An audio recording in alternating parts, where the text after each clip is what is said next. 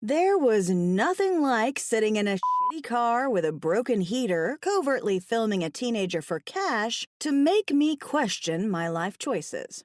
My target, Charlotte Rose Scott, had taffy blonde hair, big blue eyes, and a manic enthusiasm that made me want to slip her an Ambien. Not that I'd waste one on a child. Her can-do spirit was currently being applied to a bit of breaking and entering. The 16-year-old had tried every point of entry on the ground floor of this weathered craftsman house that was 32 blocks and worlds away from her own home.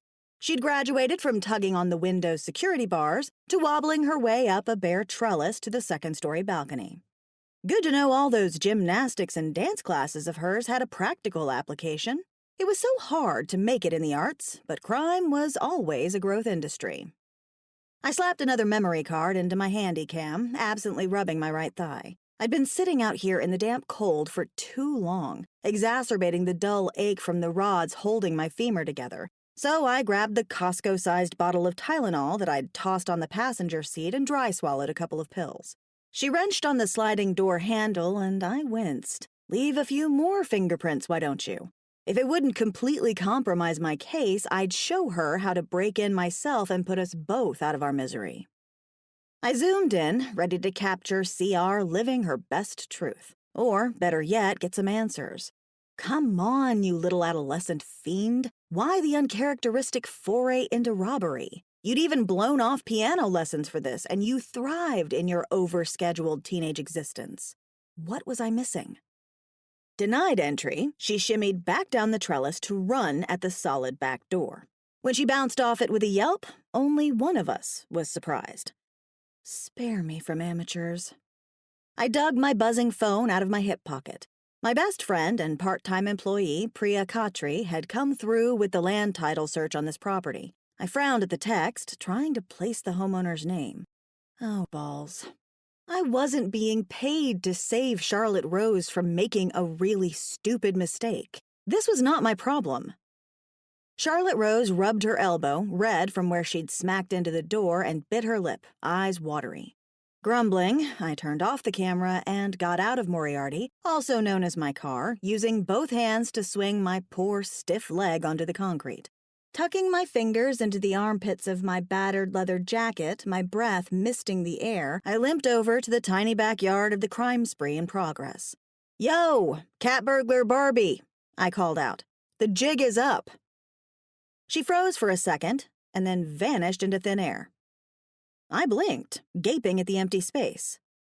Charlotte Rose Scott, you get your butt back here this second and explain yourself, because you are not supposed to have magic. I'd done my due diligence before taking this case, verified that she was a mundane, no powers, zero, nada. Except apparently she wasn't. And now, thanks to this unpleasant and unforeseen magical development, I was about to get royally f***ed by House Pacifica. Charlotte Rose flickered back into view, just a fist with her middle finger extended. I mean, impressive control on invisibility magic, but what a little shit. "Leave her alone!" Another girl about the same age, who spoke with a light musical accent, raced into the backyard. Her worn denim jacket had "Fuck the Patriarchy" written in thick silver marker across the back, and her dyed black hair showed the ragged edges of someone who'd cut it herself. Interesting choice for a co-conspirator.